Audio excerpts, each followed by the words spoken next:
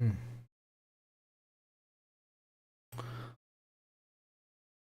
Ooh, looks like I am live. Oh, yes. Greetings, everyone. Hello, hello, hello. Welcome back to the channel. Here's my impromptu beginning. I've been working at this for the last 12 hours, I think.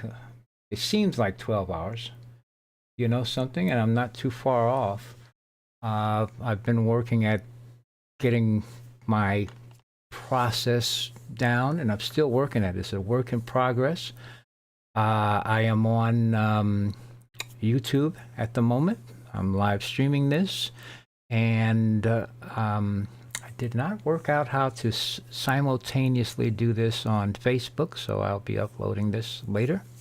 However, we're getting started. And what are we doing?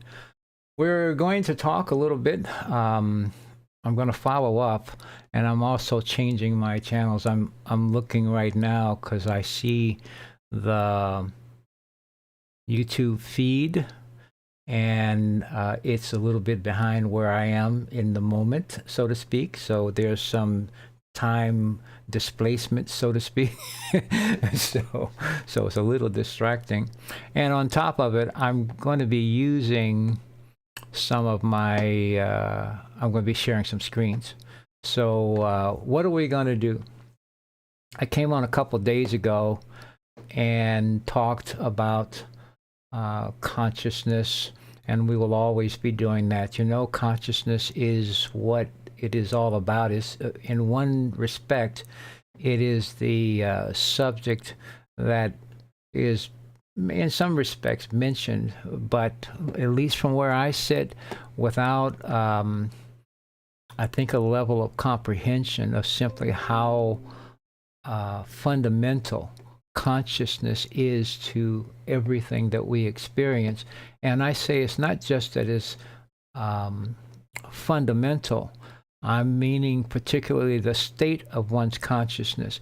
Some people think of consciousness as, well, it's just consciousness. Okay, everyone is conscious, so to speak. But it's more so the state of one's consciousness. From one person to the next, there are no two people that are in the same state of consciousness. And that's important because if a person was in the same state of consciousness, if there were two people in the identical state of consciousness, they would be actually superimposed upon each other. They would be literally occupying the same space, so to speak. That's not going to happen because everyone has a perspective, and there are differences. There's differentiation on many levels that make the superimposition of one or two beings, so to speak, relative to consciousness and their state of consciousness even possible. You know, ultimately, we would have to have the same state of consciousness. A person would have essentially, two people would have essentially had to have been imbued in, let us say, interacted with the exact same collection of words, the exact same collection of thoughts throughout all of their life.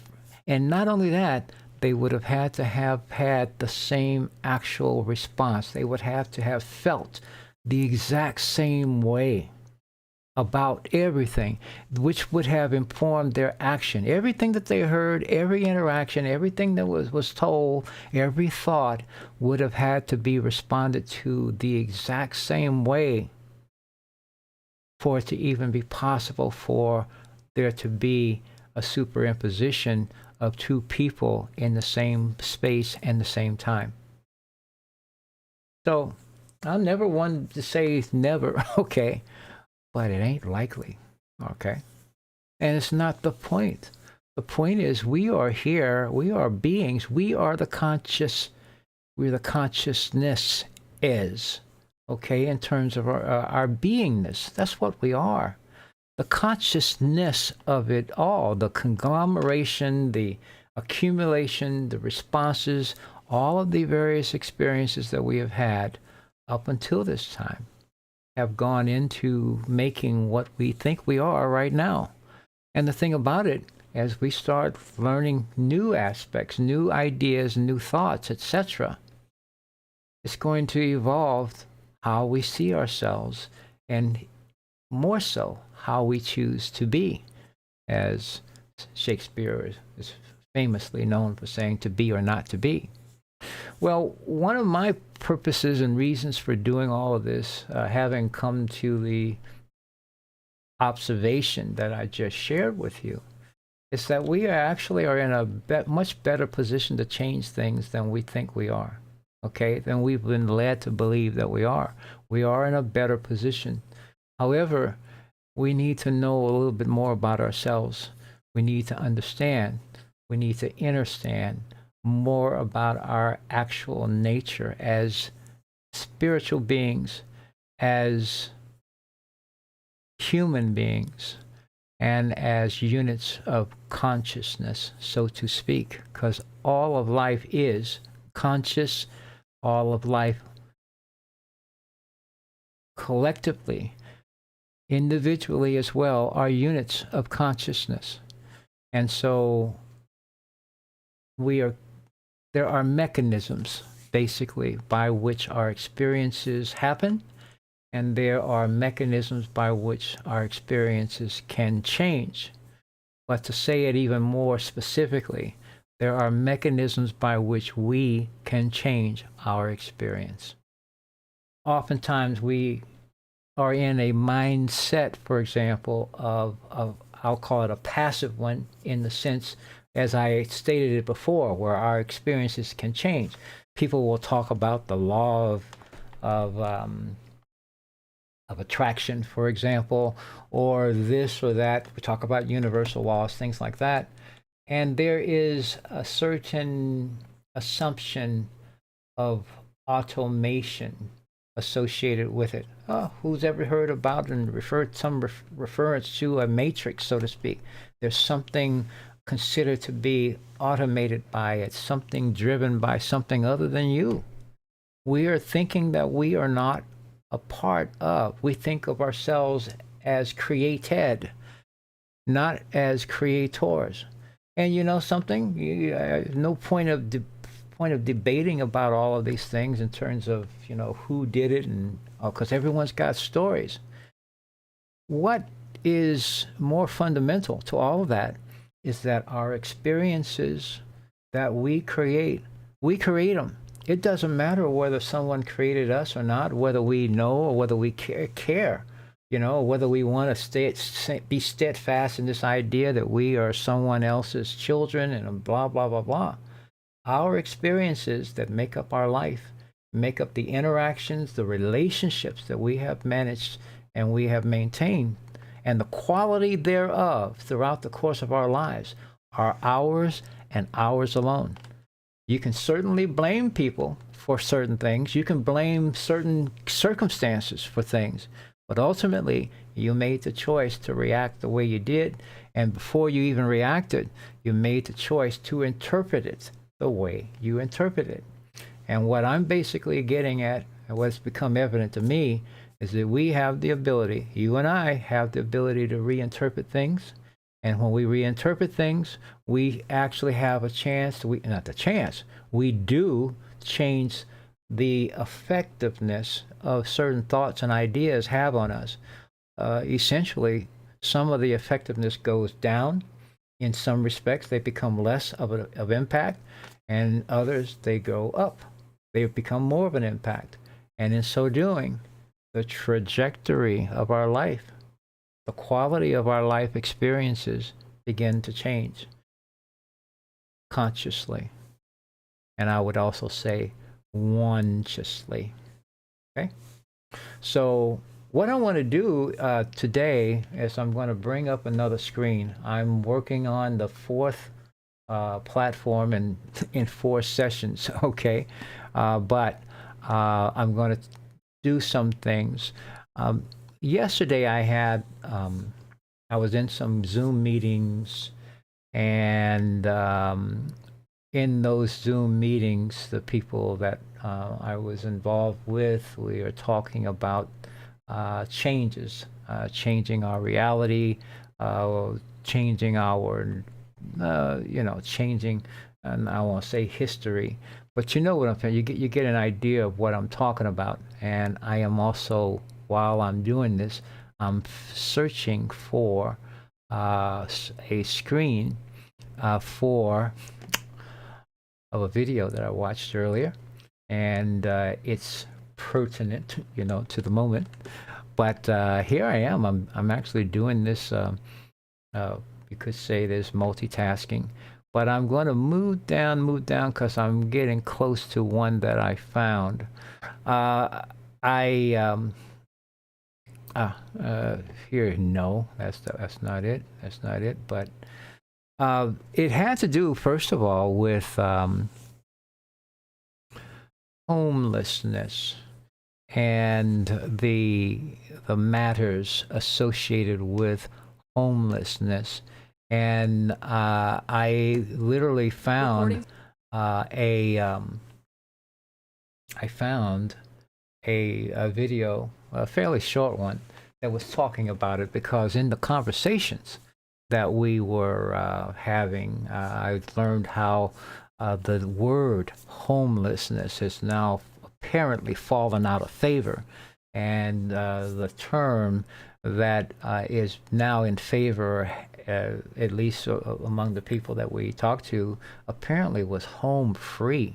They're supposed to be referring to people who are in that state of, of not having, I'm just going to say, an adequate place to call home, as well. They're home free. Okay.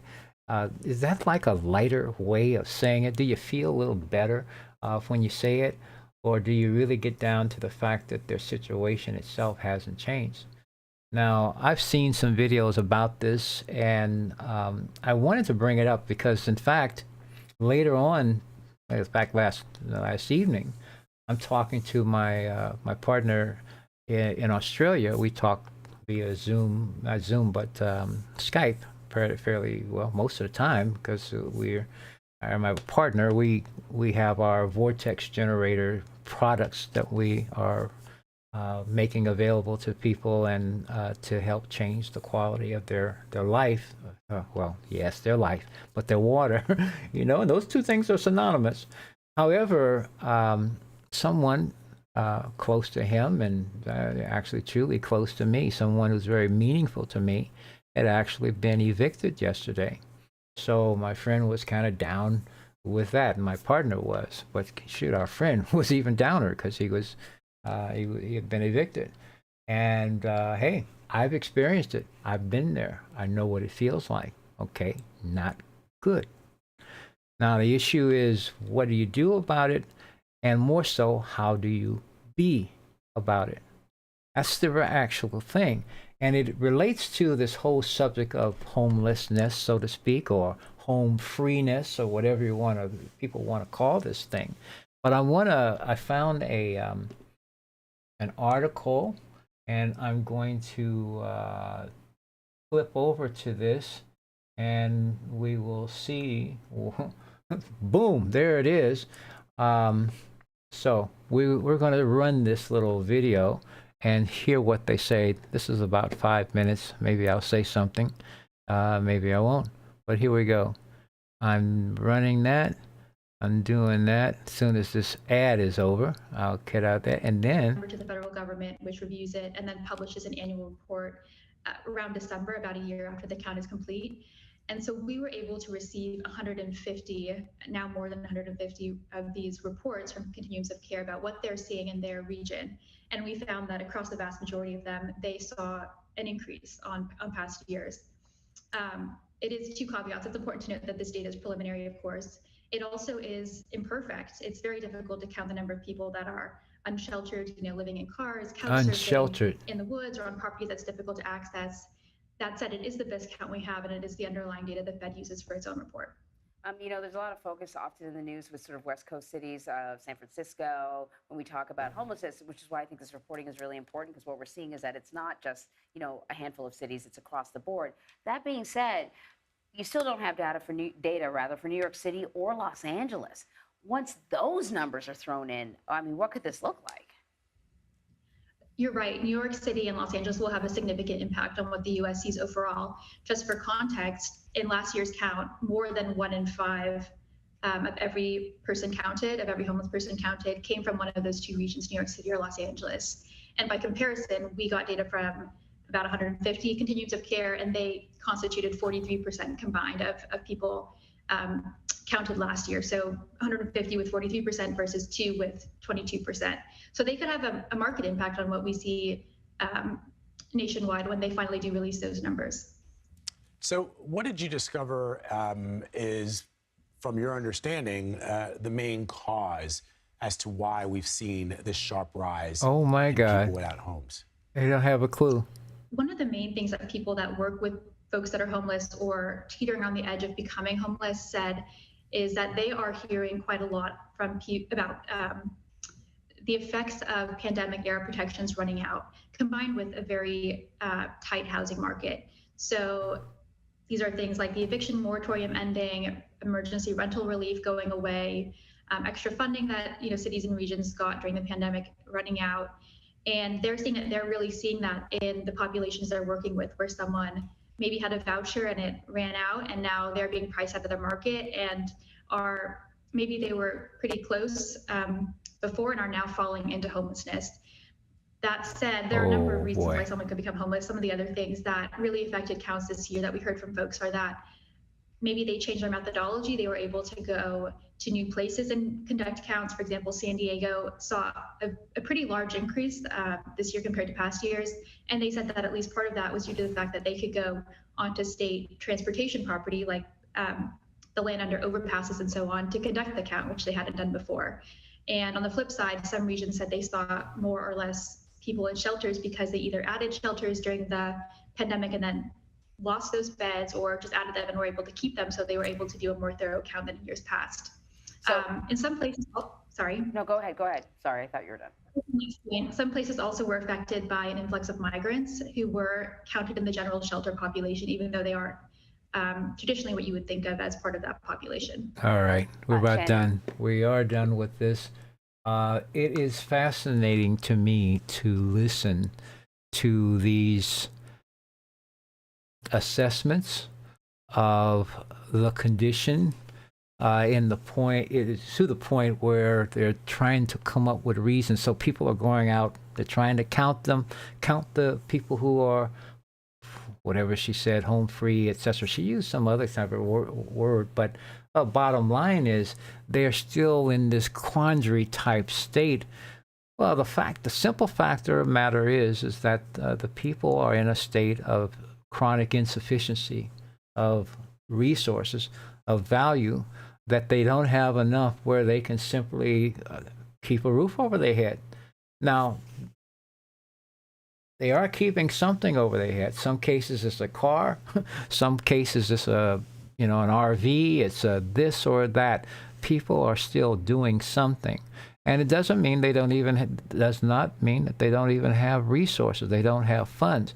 But in order to get, especially in a situation where you got one group of people who are spending money like there's no tomorrow, money that they don't have, and increasing certain levels of debt, but they're spending the money on warships, on bombs, on bullets, on fuel, so to speak, to get people some different parts of the world where they can destroy things and kill folks. Okay, that's going on unabated. No problem there. A lot of the people who don't have the roofs over their heads today actually supported and helped to facilitate. They followed various orders that they were instructed to do, and they did a whole bunch of damage here and there. But people don't talk about the folks that sent them to do this stuff, as well as the non-responsiveness to actually fixing things here in this particular society, in this particular here and now. We're sending funds elsewhere to support people who are actually not supporting the economy here. This is the lack of reciprocity in the present system. This is the actual reason why the present system of monetary management is not just broken, it's dead. It's been dying for a long time because why? It has not been serving the people who are actually supporting it. It's been redirected, though that value has been redirected to others who are not. And in addition to that, because of the lack of sufficiency, the lack of value for life, you know, when you're building and spending all kinds of billions and billions or trillions of dollars to destroy life, that's a really, really strong indication of where life itself is not valued. Even when you talk about the people who create it, who are actually creating, the beings who are creating the way, the method, they are putting their efforts, their thoughts, their energies into their infinite energies, their power, and they're converting it into something that can be quantifiable. That's typically called money. But their actions and their activities have not been sufficient to actually create and guarantee for them a sufficient supply. So people are living in insufficient supply. And the folks talked about New York and LA and the data associated with them coming on and what effect that it will have on this entire situation. And so here you go with the other thing, and I don't have a video, and I'm just going to chat. I'm not going to stay on this long.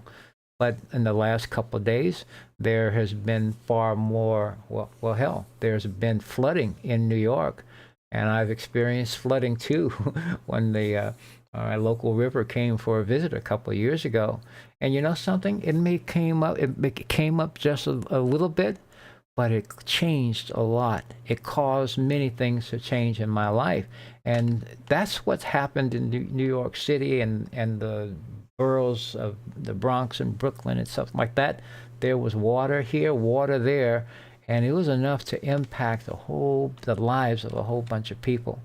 I mean, talk about the cars that no longer work, that have to be replenished. You talk about the domiciles that are no longer habitable. And these folks, I mean, and the water may have come up for only maybe a few hours or for a day or whatever time it took, and then it went back down. But in the meantime, those lives have been changed. So for all of these reasons, I have been talking about this cooperative system, and specifically now, Co-op 20. It is part of a trio of systems that are on a single platform that was developed by David Rosen, a Canadian. He lives in Toronto, a very gregarious guy who was himself without a home at one period of time as part of his life experiences. But he turned his own life around, and he has created something, put his own money into it, so to speak, to really help create a way for anyone to change their way of receiving value, giving value, but also through the laws of the universe, reciprocity. What you put out, what you give to others, you also give to yourself. What you do unto others, you also do unto yourself. It comes back to you, so to speak. And what is intrigued me by this system is that when I actually carried through the thoughts of how this system works, it actually fundamentally tracks. It actually works. It works so well, it is so efficient that it tends to be outside of most people's inclination to believe it's possible. And so I don't even talk anymore. I won't be talking about, how much quote unquote money you would receive in this system. Because if money is all you're looking for, and that's your only litmus test, this will be of this will be outside of your belief structure, so to speak, first of all. And secondly, I'm going to say we as a society, because we have had no other options for quite some time prior to 2008 or 9 when Bitcoin was introduced. And even then, it took years of Bitcoin being attacked, ridiculed, dismissed, marginalized, all unsuccessfully, because it actually did something that was, I think, I won't say valuable, and that basically is just simply protected value of the owner. It was a record because of the blockchain that it was built on, and I'll say this, because of blockchain technology that it is built on. It's the blockchain technology. It's the distributedness of the blockchain itself. And again, my hands are going to have to work at this point in time. I'm just talking. And the point basically is that Bitcoin made an alternative, the idea of an alternative possible. But things didn't stop there. As people start to see what was possible from what Bitcoin was able to do, they started building other and creating other cryptocurrencies. And therefore, it wasn't simply about Bitcoin or nothing. It became infrastructure. It became other use cases for cryptocurrencies that allowed other things to be done, transactions to be done, whereas our present infrastructures is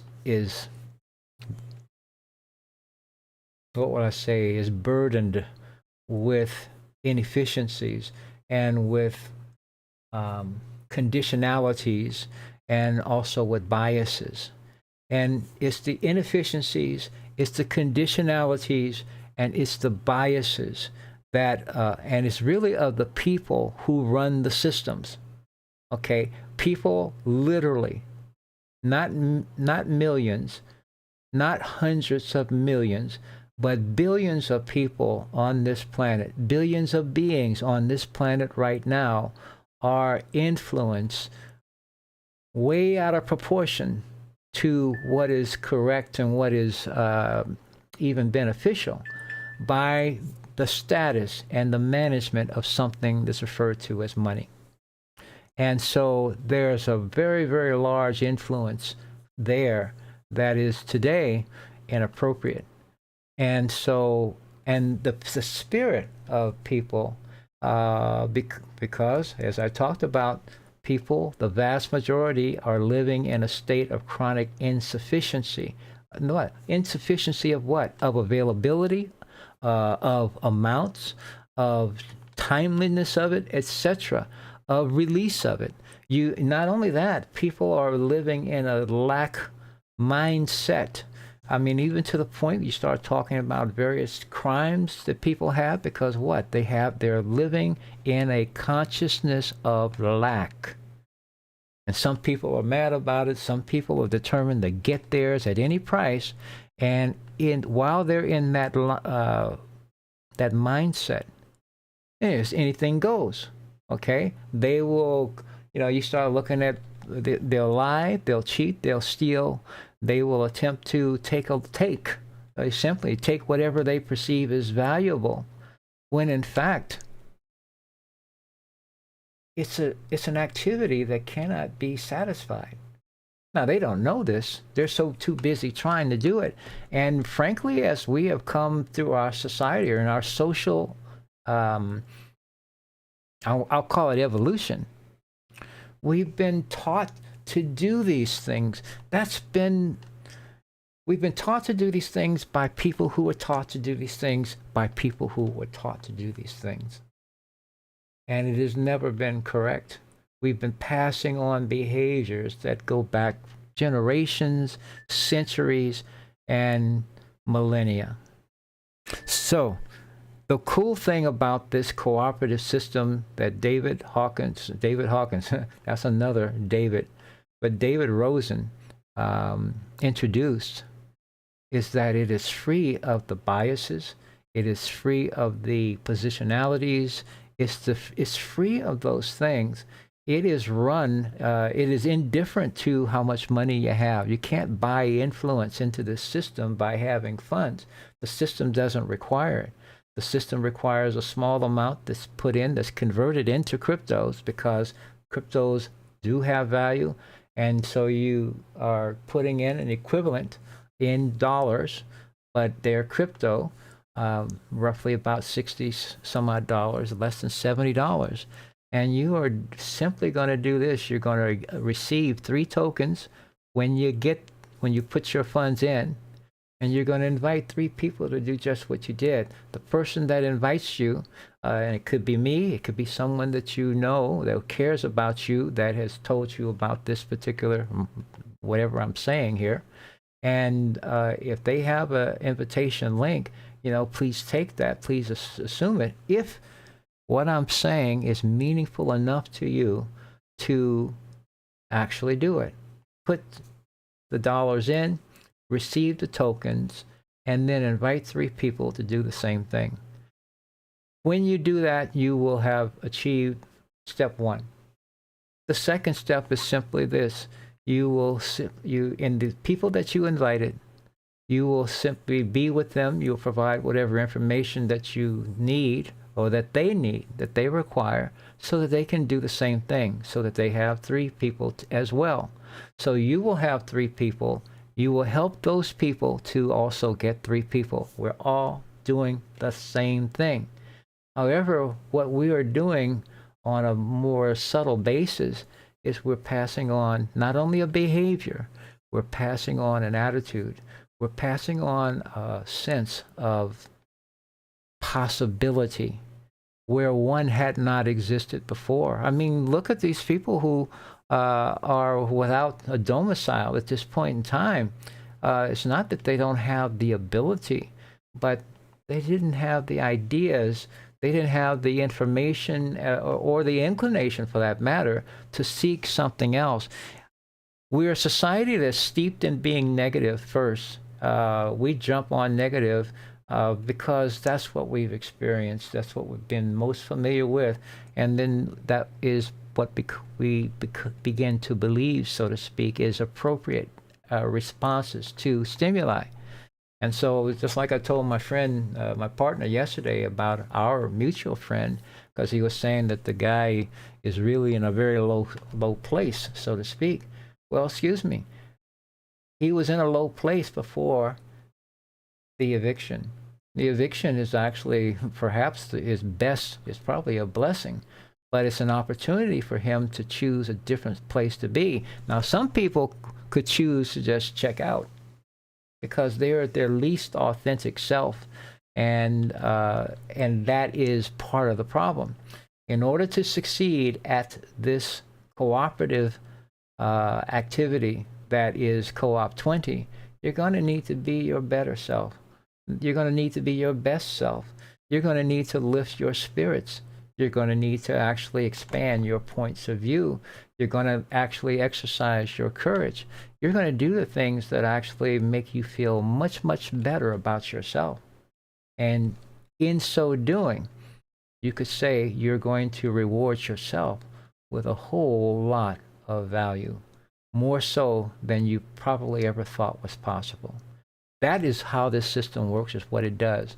Now, I'm going to do one other thing. I'm going to another screen. I'm going to show you my my little back office.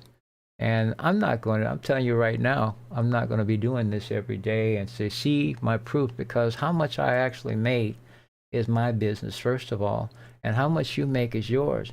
But see, this particular system it works on the heart that you put in. Doesn't work on the dollars. The dollars, everyone puts in the same amount and they have the same options. Everyone does. And when they do those options, everyone receives the same. This is why I'm excited about this, because people can help themselves to lift their own not just spirits, but to totally transform them, their all that is of value. When you raise your spirits, when you start to exercise the things I'm talking about, money is not even the most important thing that comes. Okay, you can see this happening with in Co-op 20, and you'll be able to see it occur. But it's not going to be the most important thing. So here it is, but it's really kind of cool when you see it, when you get that positive reinforcement. You're going to get it in many ways, but you're going to get positive reinforcement, and the quote unquote value, this negotiable value, is going to be the important part of that, because it's between you and you. You're going to get it. You're going to be able to use it as you wish, because it is yours to use as you wish. And you're the only one who knows you have it, first of all. That's another part of the crypto space. It is protected in that respect. And with all of the different infrastructures that exist today now, and all that more that are coming, people are going to be able, people already are able to make all kinds of purchases with crypto if they have a sufficient supply. So with cooperation, anyone, and all those positive intangibles that I have mentioned, anyone, everyone can actually begin creating their own supply. This little system has been set up to do it, and this little system is just the beginning as well. So let me move over here. Here we go. I'm going to sign in. I'm going to log in. And I am not a robot. Everyone wants to be sure. Everyone wants, yeah, the robots are taking over, but they want to make certain you're not a robot. There's a reason for that. So here's my Co-op 20 dashboard. We talked about it a couple of days ago. And at the time, this said 1 day. You see, it says 27 now. Yesterday, it said 28. But it said 1 day. When you purchase your tokens essentially get you time, activity time in the co-op ecosystem. First of all, you are plugged in to this network, this matrix, if you will, of members who have obtained tokens and who have invited people, or they've been invited by people, and so they're in the process of inviting others to join. And so tokens are a critical part, a fundamental part of this. And as you see here, there are 3 dashboards here. We're talking right now, we're on the Co-op 20 dashboard, but there's also a Co-op 28 and a Co-op 280. These are also funding matrices, you might say, but they're different type. They're larger ones. This Co-op 21 is, I call it the baby matrix. You might say, here's the baby bear, here's the mama bear, and the papa bear. The mama bear matrix is Co-op 28, which is a 3x10 matrix. The Co-op 20 is a 3x6 matrix, wherein you are, every member is a giver and a receiver, and every member in the Co-op 20, you are giving to 6 people, the inviter plus 5 others, and no judgment of what they do or not do.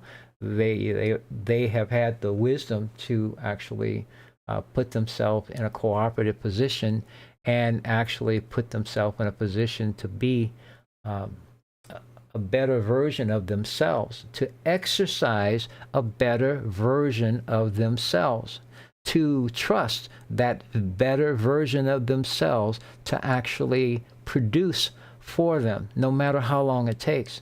Now, when you looking to just make money, you want it to happen as fast as possible, and you don't care who you get it from. All right? That's part of our problem. And I'm not saying this in judgment of anyone. It's my observation. I'm saying this from the standpoint and from I'm going to say an understanding and understanding that we're all spiritual beings. There is no spiritual and physical as separate things. Every experience is a spiritual one. And part of why I waited, I guess you might say, to decide to say this stuff myself is because that's how I see things.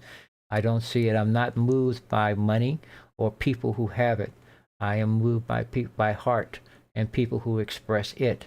And much of the way we deal with money today that we have habituated does not involve exercising our heart, does not involve compassion, does not involve even responsibility or caring or kindredness, caring about others, treating others the way you want others to treat you. And then I will also say that's called the golden rule. This system, if you're looking at right now, that I'm not really saying much, but you're just seeing, see the screen. This system essentially works under, you could say, the golden rule. You are putting something out. You are treating others the way you want to be treated. And now I'm going to add something else that I really haven't heard anyone else say. And if they have, good done you, great for you. But it's certainly part of my dialogue now and part of my, you could say, advice. And that advice is the other side of the golden rule. That is, you treat yourself the way you want others to treat you. You treat yourself the way you want others to treat you. So here you are, you're putting some funds into this cooperative system. $67, something like that. I will create an invoice like I did before. I go here to tokens. I'm going to here buy tokens, because that's what you would do. You click on that. You're going to come up here. You're going to say 3. Now you can invite more than 3. But the way this system works, I'm going to say, is when you have 3 who are active, and then those 3 are themselves active, meaning they have successfully invited 3 people as well. So here it goes. Here's an invoice that's created. Now again, I'm not going to pay this, but it defaults to USDT as the medium of exchange. So you would need to be adding that amount of funds into the into your wallet. Now I have more than this. We'll go to my wallet shortly, because there's the co-op wallet. This is where you're depositing into. This is also where you will receive from. But I'm going to just say we're going to start, people are not going to have any a balance, so to speak. So if you're crypto savvy, you add funds here. It defaults at ERC20 Tether, that's USDT, which is an Ethereum blockchain. And that's also because your co-op wallet is on the Ethereum blockchain. However, you can fund this with USDC. You can fund this with Ethereum, which is what I tend to do. You can fund with BUSD, with Bitcoin. You can fund with any of these. Any one of them. I don't even know what these are, but you can switch over to that. And when you switch over to it, let us see. Well, I'm not seeing this change. Here you go. Maybe I wouldn't do that. Okay. Let's go here. I know that the system is in pre-launch. And so some of these things are actually being adjusted. So you will see this. However, if I set this to Ethereum, boom, it's going to change it right off.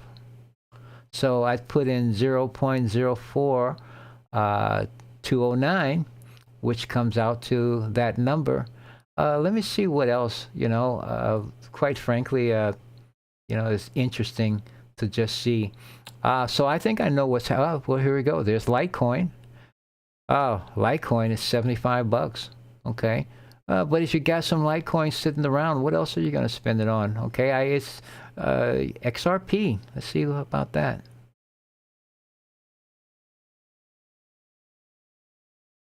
Look at there. So the fees are different. And, if it's one of the major cryptos, you're likely going to be able to do it. So 142 XRP. I typically use Ethereum, but you see how the system works. And most people, I chose some some obscure cryptos and nothing happened, it doesn't mean that it wouldn't have. But the ones that are actually not obscure, let's see if there's a, I'm just going to jump over here to Monero for a moment. I'm curious, and you know, I can do that. Look at there. It changes right off. It calculates, and it seems to be is that if it's not one of the, you know, more common cryptos, it's going to be a little higher exchange rate. But it is what it is.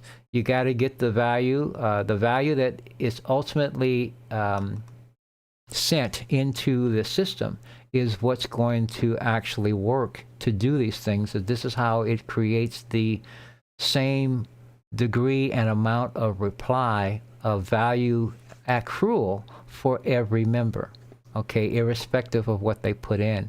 Maybe those other ones, which are not going to do now at all, maybe they would have actually have calculated too. I know I've done it before where it did. And I also know that they are still in the process of plugging everything into the system, because it actually, the Co-op 20 system launches officially on October 15th. So it's not too, not too far from now, the end of next week from now. However, it's functioning now. And that's the other thing that I will show you. I will finish off real quick, as you're seeing, is just showing my my external wallet, which is in this case MetaMask, and I have a small amount of ETH in here. And if I didn't have ETH in here, I could use the buy button here and purchase. But I also noticed that when I was clicking on buying tokens, the like MoonPay was already there as an option. I use MoonPay. I've used it many times actually to purchase with a debit card. And so they've got MoonPay set up right now. You could use MoonPay and deposit directly into your Co-op wallet. So what I'm going to do here, as the other part of this, is the Co-op wallet itself. Now I had a balance of, I don't know, 70 some odd bucks or something like that a couple of days ago. And then, and it said up here, there was 1 day, because this cycles every 28 days. So now I had 1 day left, and then at the next day, it was going to cost me $20 in value to stay active. And I had 70 some odd dollars in my wallet. And so it would automatically take it out. Now I looked in there yesterday and it showed 1 day, so that $20 came out, and yet there was actually even more money in there, more value in there, I should say. So we're going to look at it right now. Another day has passed, and this will cycle down to 1 day and then $20. You have passes out. That's what you will do. In the meantime, in those 28 days, your task, if you will, is to invite 3 people to do what you did. When you do that, you'll have more funds in. You'll have at least $20 first of all, so you stay active just on that alone. But then as they are making their invitations and people are joining as well, your balance is going up because you're receiving. You remember, 6 people are receiving. When every time someone deposits, 6 people are receiving, the inviter and 5 others. So when the people that I invited, it's when the people that you invited, first of all, are now inviting their 3, you will receive, as well if you join on my invitation, as well as 4 more people who are active in the system. So let's look at the transactions and what happened.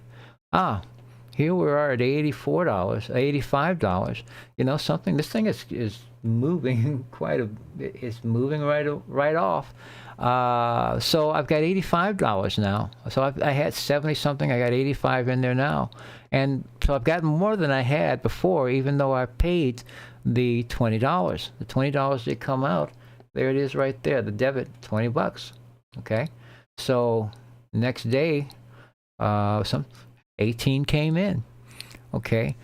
These are going to be happening all the time. And as more people join, as more people see this and hear it, the amounts are going to be coming in with much greater frequency, to the extent that your balance can change, by the hour, essentially. So this is really how this system works.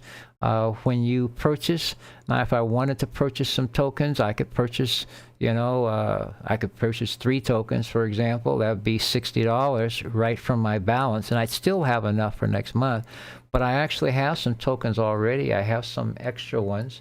If I go over to, back to my, well, I don't want that at this point, my co-op 20 tokens, and I go to my tokens, and then so we'll see that I have tokens. These are all of my tokens, but if I look to the unused ones, these are tokens I have that are available to share or to assign to others, to members, for example, who have joined on my invitation, for example. They have to purchase their 3, but I have 3, I have more than 3 apparently at this point in time that I can assign to them. And basically all I would do is come down to this next, here, here we go. I have a feral mouse.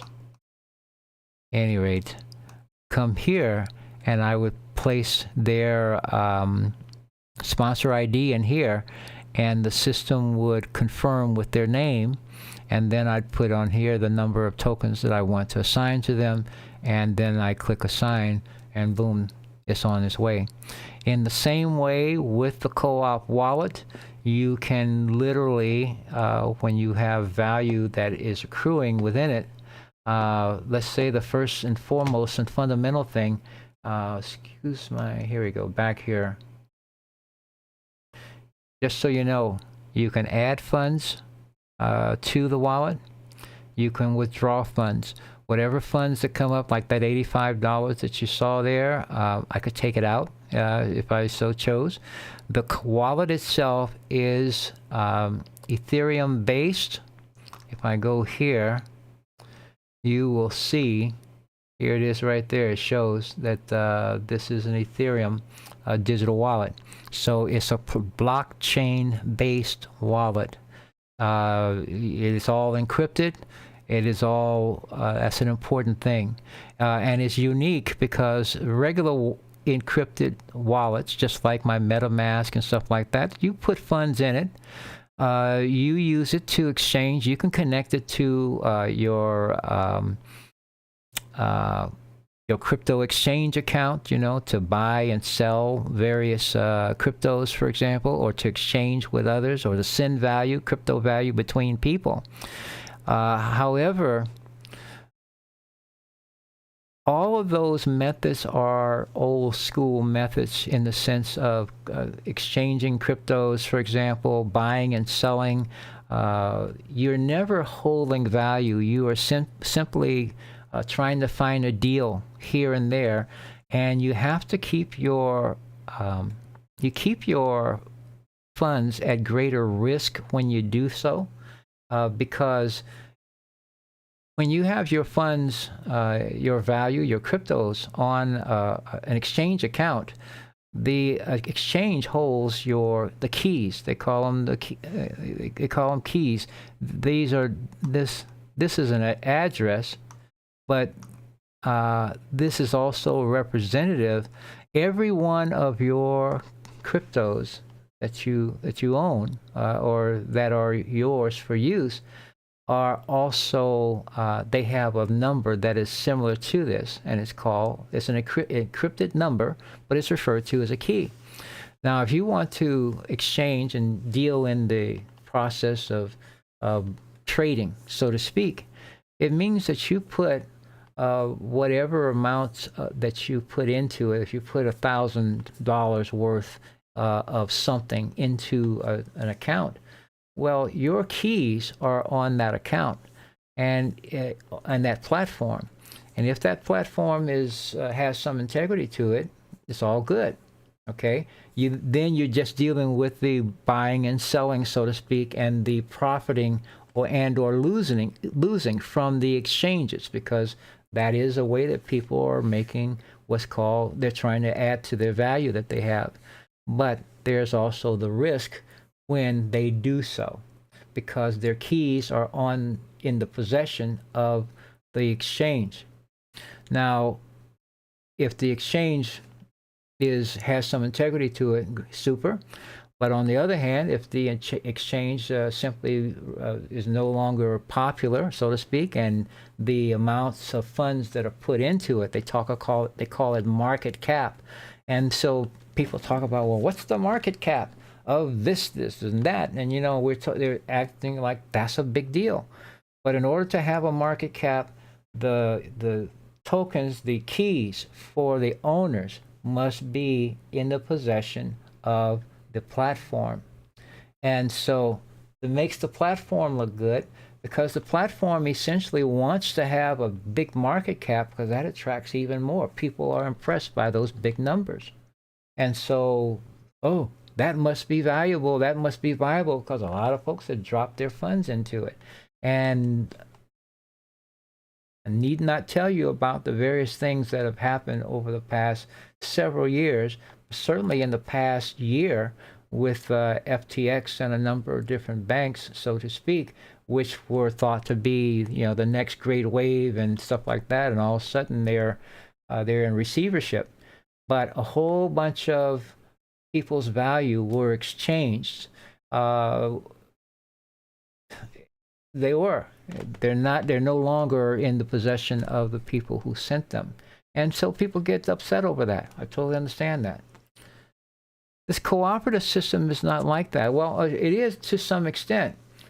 It does hold the keys. You put your little amounts in, whatever the amounts in, it holds the keys. However, when you do these things, when you do these activities, you are literally creating a different way, a new way. You're creating a torrent and a flow of funds, of value that comes back to you. This is what you're doing. And when it comes back, while it is in your co-op wallet, the keys are there within the co-op system, but they're not, first of all, they're not available to anyone but you. And on the other hand, they are only available to you. You are able to take them out with the only real criteria or requirement is that you use an authenticator to do so. So there's a double layer of protection, so to speak, for removing, but you can direct it wherever you want. And because it is a flow, you're receiving every 28 days.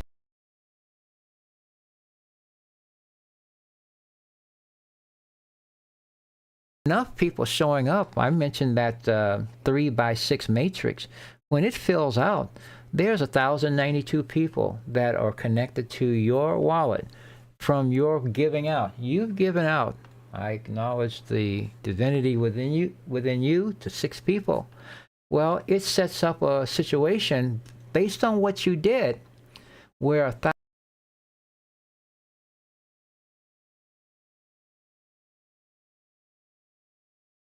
acknowledging the divinity within themselves, for example, and sticking with this so that they can also receive in the same manner as you do, in the same amounts, for example. This is the power of cooperation. This is not doable in any other way. And someone, something, if it didn't already exist, I'd be saying, gosh, I wish something like this existed. But it does. It is available right now.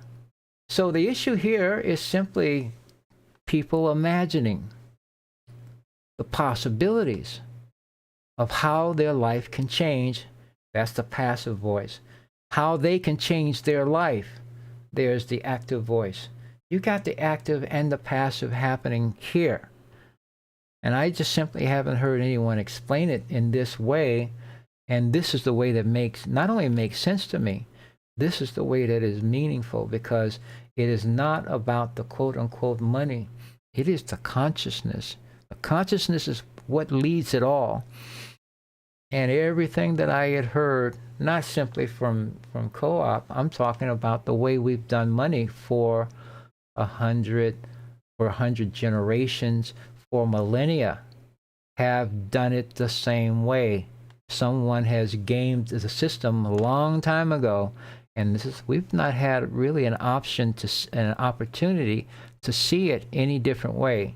I have to thank my grandmother for smacking me one day when I made some money. I made 25 cents that I did something for someone at church one Sunday, and when I would have rather been out playing. But this lady was so grateful, she gave me a quarter. And my grandmother's, once she saw that, nope, you take that back, you give it back to her. Now, was it wrong to accept this? No, it wasn't. But is it wise to accept the mindset? No, it's not. And yet we have been living in, working from that mindset for a long time. Humanity has. We have powers that we don't know we have. We're using powers to get us what we got. And in order to change what we've got, we have to change our consciousness. In that respect, that's where the map of Onesciousness actually is a very helpful tool for people to actually see life, their life, in a different way. I think I've said enough for now.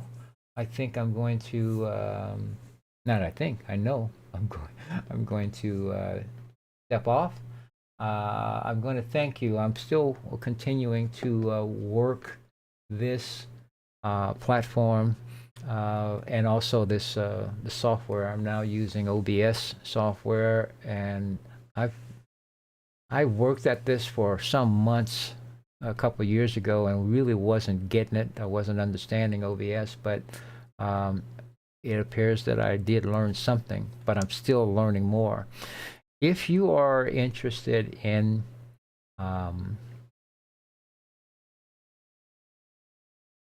Co-op 20, in joining me in this endeavor, because I consider it an experiment. I consider it, frankly, as a grand experiment. You got all the dross actually cut away, so to speak, moved out, and the only thing, the system will actually work from each of us being our best. I invite you, first of all, there's a QR code right there on that shoulder right there. You can scan that and it will take you to my page if you're looking at this with your phone or with a tablet. I don't know what you would do with on your computer, but it is there. And check it out. You can contact me and below, so to speak. You can also look me up on Facebook. You can find me there. You can find me on Gab. I'm there too. I'm on Truth Social. Reach out if you have questions. I have not done this yet, but I will. I'm going to create a group someplace. I will welcome your suggestions, where essentially understanding of people who actually see this, because frankly, you're not going to be asking. I'll put it this way. If you were like me, when I used to hear that the pastor say something about, okay, you do this, now he would, and I don't know what just happened, but I got some announcement. But the bottom line is this: if knowing that blessings will be poured out more than you can know how to receive, or you got room to receive, and this system is requiring the best of you. It is not, you can't not care about others. You can't be okay with people losing for your winning. When you're not in that mindset, this is the point. So if this is of interest to you, reach out to me. And this should be well, it certainly is enough for me once I see how this is different from everything else. At any rate, with that, I'm going to check out. Thank you for your attention. Thank you for watching and your support. Thank you for joining, too, when you do. And until next time, peace, be well, be prosperous. And I'll be back here soon, probably tomorrow. But whenever, I love you all. You take care. Bye-bye.